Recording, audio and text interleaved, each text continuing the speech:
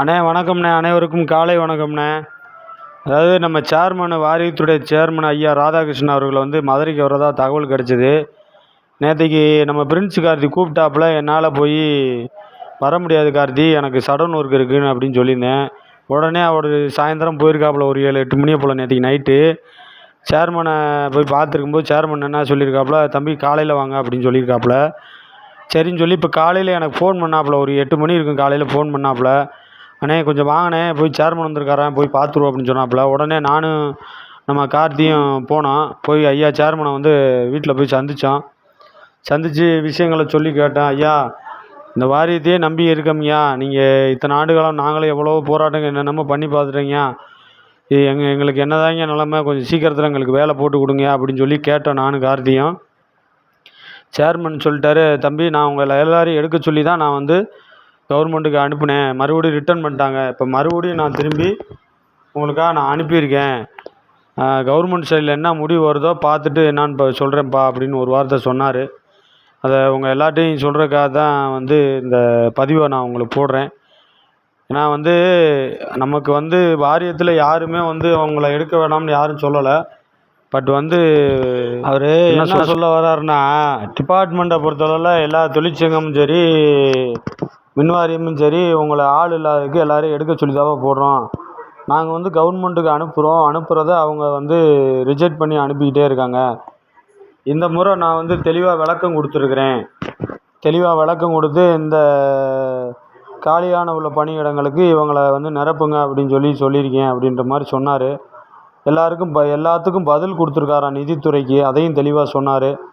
இது நம்ம சைடில் ஒன்றும் இல்லைப்பா, கவர்மெண்ட்டு என்ன முடிவு எடுக்குதுன்னு சொல்லி கவர்மெண்ட் தான்ப்பா முடிவு எடுக்கணும் அப்படின்ற மாதிரி சொன்னார். அதே நாங்கள் சொன்னோம், ஐயா எங்களை கை விட்டுறாதீங்க, நாங்கள் உங்கள் எல்லாருமே உங்களை நம்பி தான் இருக்கோம் அப்படின்னு சொன்னால், பயப்படாமல் இருங்கப்பா, நான் வந்து உங்களுக்கு எல்லாருக்கும் வேலை வாங்கி கொடுக்குறதுக்கு தான் எல்லாம் ஏற்பாடு பண்ணி செஞ்சுக்கிட்டு இருக்கேன். ஆனால் அரசு வந்து எதையுமே பதில் வந்து கொடுக்க மாட்றாங்க, கொஞ்சம் பொறுங்க என்னான்னு பார்ப்போம் அப்படின்ற மாதிரி சொல்லியிருக்காரு. நிறைய விவரம் சொன்னார் பிரதர். நமக்கு தேவையான உதவிகளை பேசுவோம்ன்றக்காகத்தான், தேவையான பதில்களை சொல்லுவோம்னு தான் சொல்லிக்கிட்டு இருக்கான். கொஞ்சம் பொறுமையாக வெயிட் பண்ணுங்கள் அப்படின்ற மாதிரி சொல்கிறாரு, வேறு ஒன்றும் சொல்லலை. பொறுமையாக வெயிட் பண்ணுங்கப்பா அப்படின்ற மாதிரி சொல்லியிருக்கிறாரு. யார்கிட்டையும் காசு பணம் கொடுத்து ஏமாந்துடுறாங்க, ஃபோட்டோ எடுக்கக்கூடாதுன்ட்டார். ஏன்னா அந்த ஃபோட்டோ வச்சு எனக்கு அவரை தெரியும் இவரை தெரியும் அப்படின்னு சொல்லி நிறையா பேர் பணம் வசூல் பண்ணுறாங்க அப்படின்னு எனக்கு ரிப்போர்ட் வருது அப்படின்ற மாதிரி தான் சொல்லியிருக்காரு. பார்ப்போம், போர்டு சைடில் ஓகே தான். நம்ம அரசு தரப்புலையும் அரசியல்வாதி தரப்புலையும் என்ன சொல்கிறாங்கன்னு தெரியல. ஏன்னா எந்த ஒரு முடிவும் தெரியாமல் இருக்குது. அதனால் நான் சொல்கிறேன், சரிங்களா, கொஞ்சம் பொறுமையாக இருங்க, பார்ப்போம் என்னதான் நடக்குன்னு பார்ப்போம். இதே மாதிரி வீட்டில் வந்து பார்த்ததுக்கு வருத்தப்பட்டார். இல்லைங்கய்யா, நாங்கள் வந்து பர்சனலாக தனியாக பார்க்குறக்காக ஒன்றும் இல்லைங்கய்யா, நாங்கள் அலைஞ்சு தெரிஞ்சு பார்க்க முடியாதுக்கா வந்தோம்யா, இந்த மாதிரி வராதிங்கன்ற மாதிரி சொன்னார் பிரதர். சொன்னேன் இந்த மாதிரி, ஐயா எங்களால் அவ்வளோ தூரத்துக்கு நாங்களும் வேலைக்கு போகிறவங்க, அன்றாட கஷ்டப்படுறவங்க அப்படின்னு சொன்னேன்.